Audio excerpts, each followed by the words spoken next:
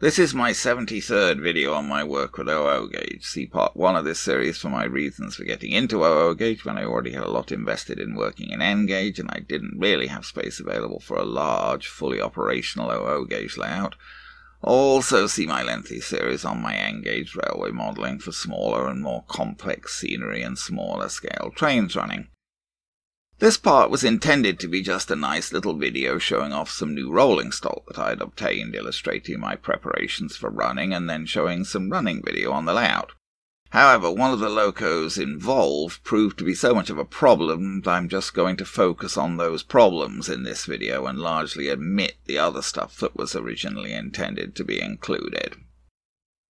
This is the loco in question, a Hornby model of a Stania 8F that I bought on eBay UK. And here's the end of the box showing the specific version. This is a fairly recent Hornby version of the 8F. Well, it's from 2002, which seems recent to me.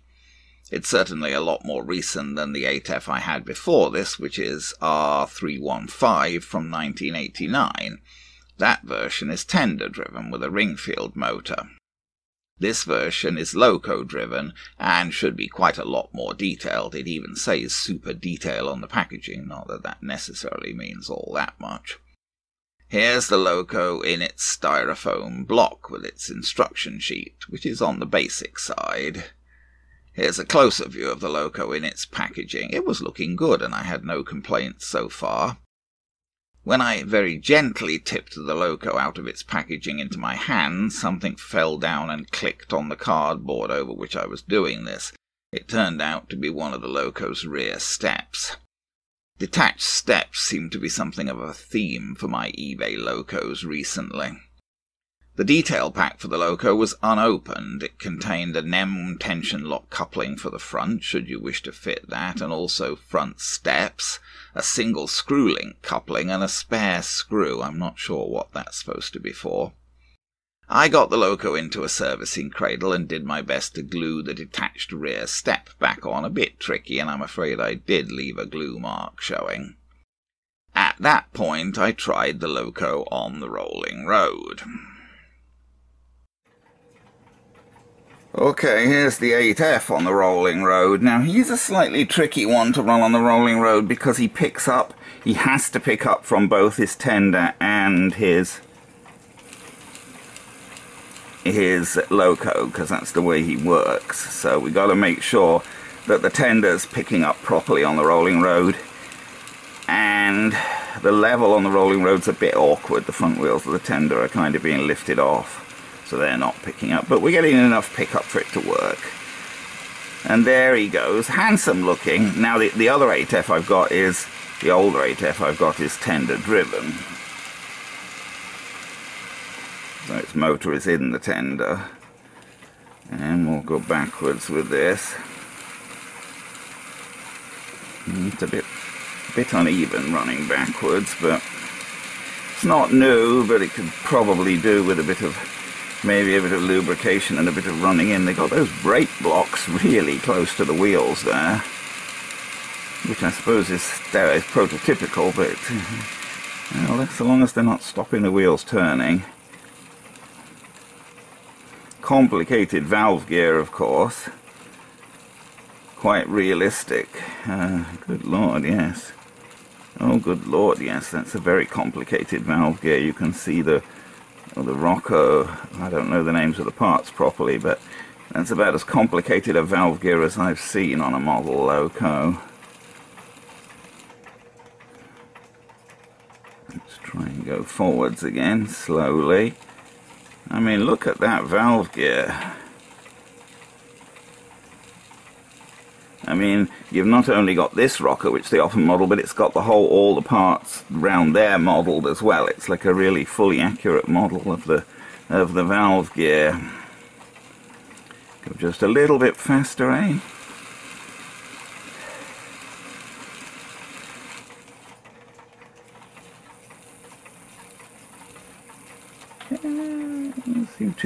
That seems to be running pretty decently, so we'll get him on the layout and see how he does on the layout. He's certainly got a range of pickups, or he should have if they're all working properly.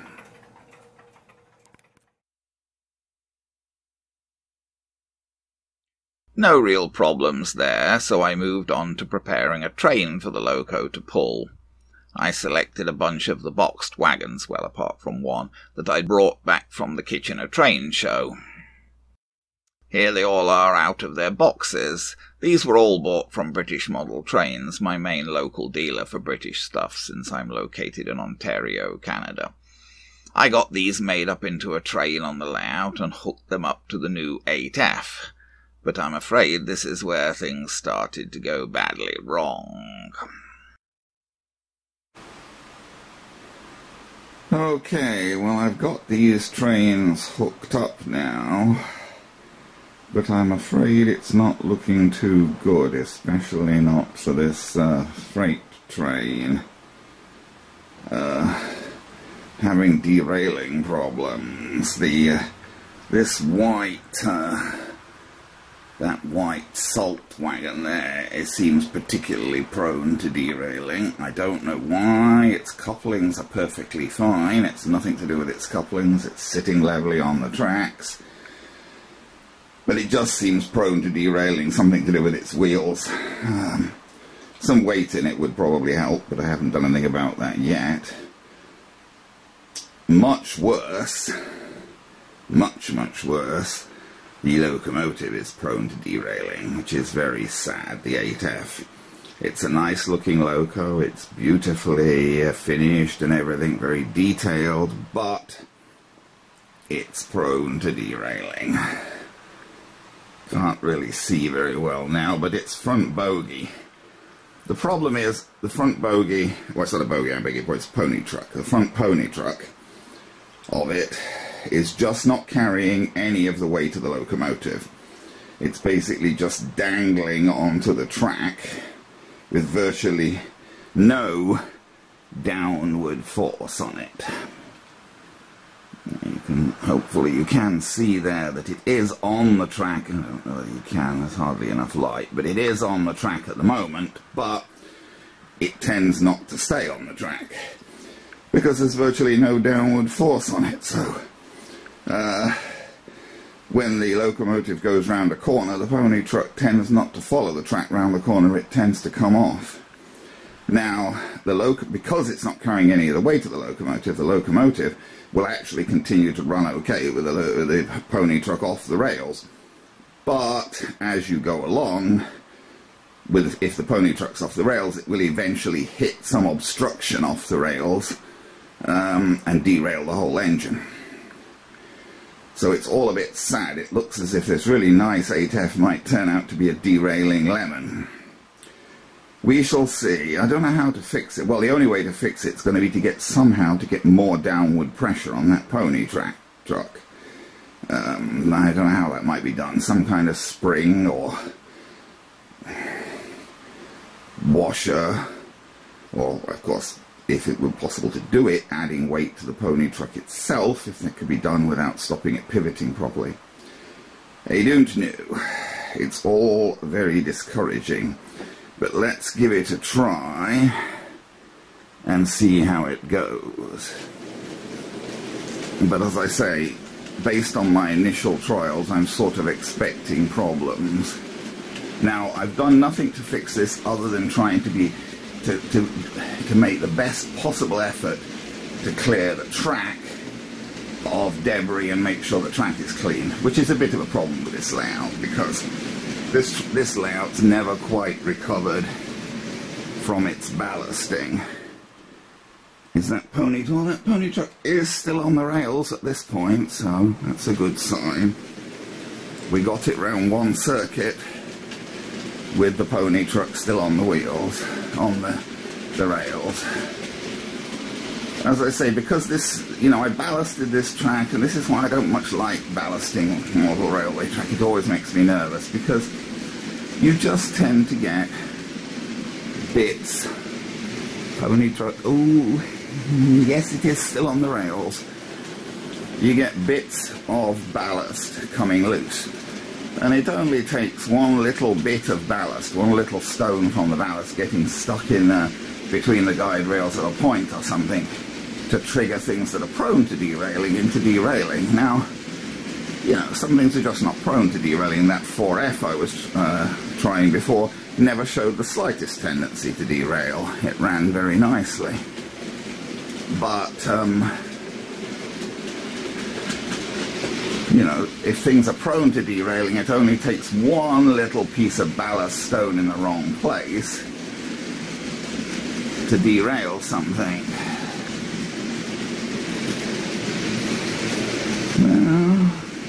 Well, it's going round now without derailing, which is a good sign. Not to say it's going to keep doing it, but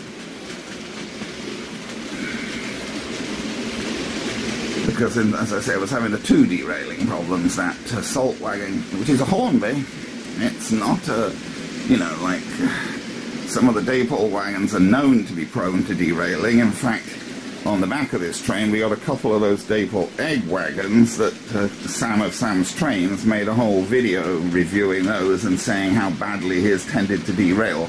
Now his were weathered, and maybe the weathering made them more prone to derailing, so I haven't really seen any particular tendency for my pair of those to derail. Well, I'm very pleased. I'm doing better than I did in my pre-trials before making the video here. Let's say I'm doing well enough that I'm going to try and run the passenger train now. Getting stuck. Let's see if we can start this freight train again.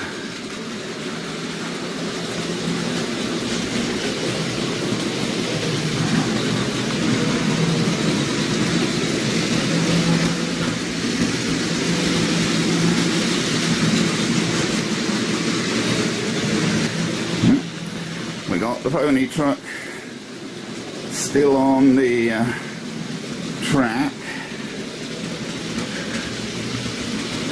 I don't know whether I want to take any bets how long we're going to be able to run these two trains without one or the other of them having a problem. Could be the opposite problem to what I'm expecting.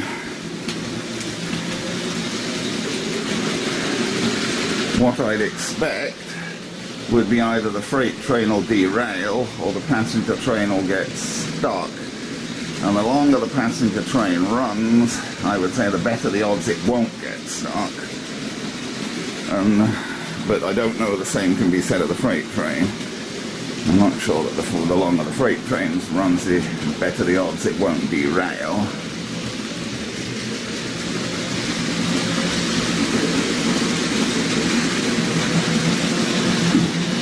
I can't see it well enough in the viewfinder of the camera.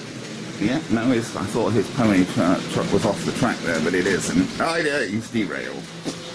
He has derailed. It was, probably. Yes, the 8F has derailed. And I'm pretty sure that was the problem as I described it. The pony truck came off the track, and then when it gets to that point, it gets to that point, it drags the whole train off the track. Sad. Okay, I've got the 8F back on the track again now. There is actually another potential problem with the 8F. It relies on coupling, well, power passing between the tender and the loco to run. And the way it's done on this one is that the tender has a plastic pin on it, so the pin itself doesn't conduct, but then there are little sort of brass contacts on top of the hole through which that plastic pin passes, the hole on the loco, and they're supposed to contact a metal plate which is on the front of the tender above the pin. And it mostly works. As you can see, it was mostly running, but it's not the most robust arrangement. Not really. The older arrangement where the tender had a metal pin and was pinched between two spring contacts, I think, produced a more positive contact. Anyway, let's see if we can run this train again. The question is, how long will we be able to run him till he derails? Sadly, I'm afraid.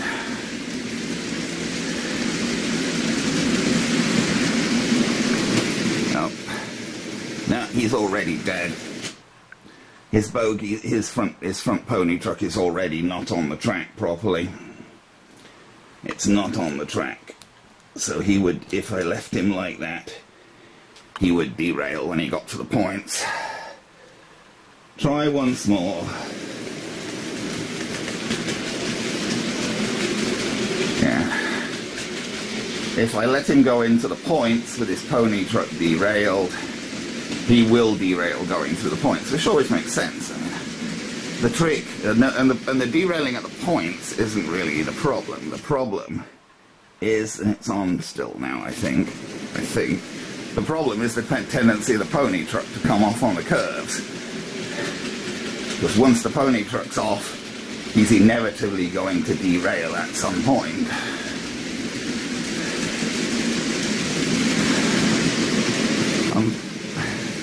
Yeah, it's off again.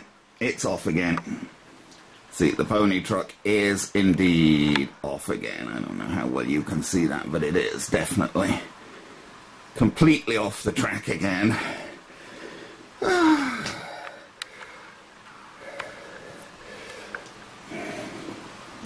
See, it's just dangling. It's not carrying any of the weight of the loco. So it just tends to keep coming off. Just checking, I believe all the wheels of the loco are correctly railed now, but it'll still probably keep derailing. Because that pony truck just won't stay on the rails.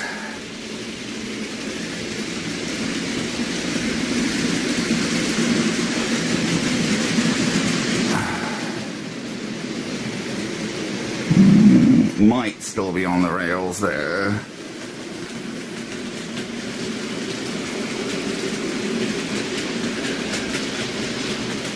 I don't know. Let's have the passenger train run one more time, and we'll just run again until one or other of them fails, which sadly it will.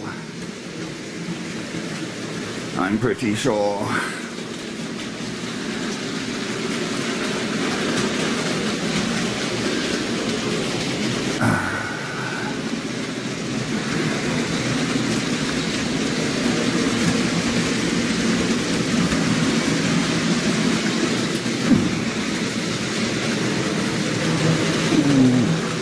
It's off. Oh, maybe not, maybe not, maybe not, maybe not. It's hard to tell.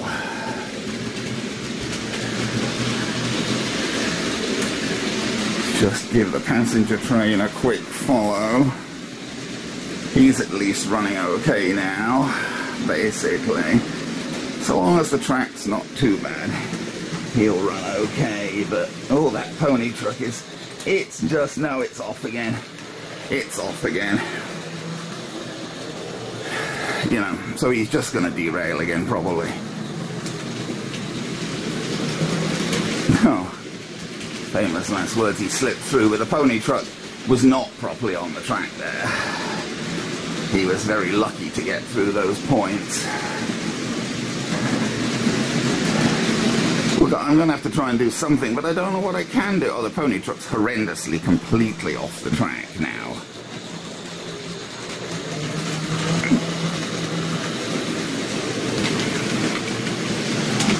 Yep, there he goes.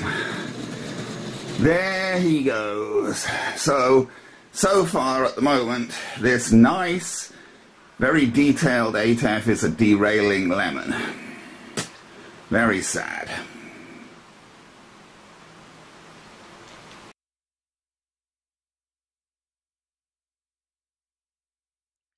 So, this front pony truck is the whole problem with this model.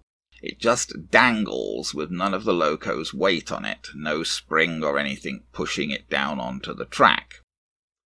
It pivots from side to side okay, but nothing but its own weight is running on its wheels, and that just isn't enough to keep it reliably on the tracks. And once the pony truck comes off the tracks, as it always does after going round a few curves, then inevitably the whole loco will derail when it hits a set of points, or something else that might catch the derailed pony truck. I decided to try my best to improve the situation. For that I needed to remove the pony truck, which wasn't entirely easy. To remove the pony truck, the base plate needed to be eased down away from the chassis. But to get at the screws holding the base plate on, I had to remove the brake rigging, as that was in the way. So I took off the brake rigging. I wasn't sure at first, but it just came off the regular way by bending the plastic so that the pins on the ends could be taken out of the holes on the ends of the brake shoe parts. Once the brake rigging was off, I could get at the 4 screws holding the base plate on and loosen them. So then I could ease the end of the base plate far enough from the chassis to detach the pony truck. And here is the pony truck detached. Its frame is metal, and I can only suppose that the theory was that this would provide enough weight to keep the truck wheels on the track. But it doesn't. I tried mounting a weight on top of the truck, hoping this would keep it on the rails better. I reattached the pony truck with my weight installed.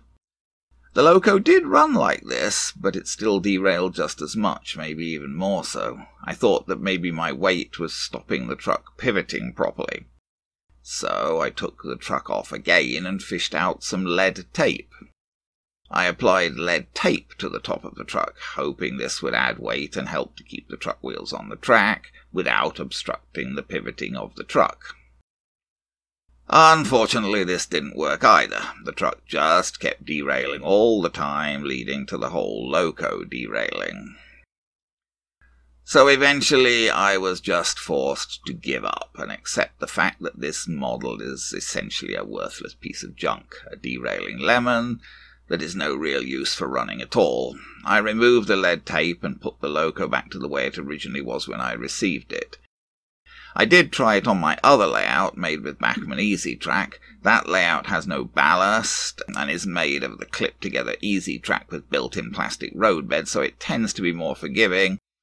But this Hornby 8F didn't run with any more success there. I couldn't get it round that layout a single time without the pony truck coming off the tracks, leading to the whole engine derailing as it hit a set of points. So that finally convinced me that this model was just a dead loss. So I got out my old 8F, the tender-driven model from 1989, and I hooked that up to the freight train on my Hornby layout. And what do you know, it ran absolutely fine without any derailing, as indeed it has always done. What is the point of moving on to fancier, more detailed models if the damn things won't actually run? Well, most regrettably, I've come to the conclusion that that nice new 8F is a derailing lemon and basically a piece of worthless garbage. Hence, you can't run it without it derailing all the time. And none of my efforts, I tried putting weights and lead tape on, didn't help, didn't really make things worse. It would still run, but didn't help. This is the old 8F, the tender-driven 8F from years and years ago.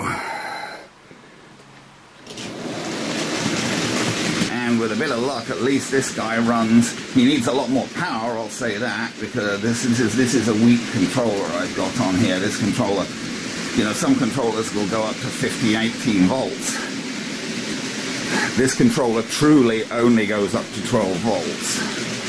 Which I suppose is what a modern controller should do, but I don't know. Some of these older engines kind of seem to like more. That's about 75% on this controller. But he isn't showing any signs of derailing, famous I suppose, but he isn't. I've run him before. I've had him for a while, and I've never had a derailing problem with him.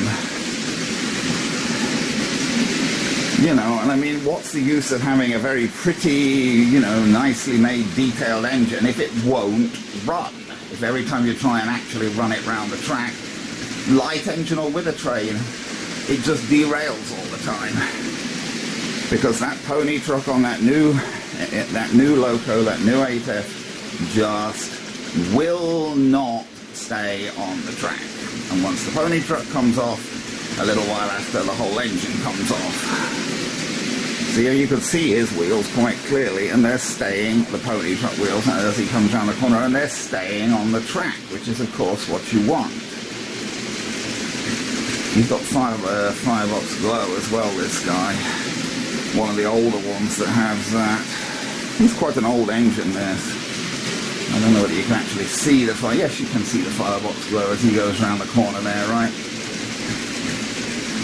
So, what can I say? I have to say that from my point of view, the old tender-driven 8F is worth, well, it's worth 10 of the bloody new pretty ones, because the new pretty one just doesn't work. It just derails all the time. So if I want an 8F, I'm back to my old tender-driven one. Sad but true. Based on, it's only one example. If other people have got that new 8F and they're running it, please let me know how you make out with it. But based on my example, it's a worthless derailing lemon. This is the old tender-driven 8F, which is quite functional.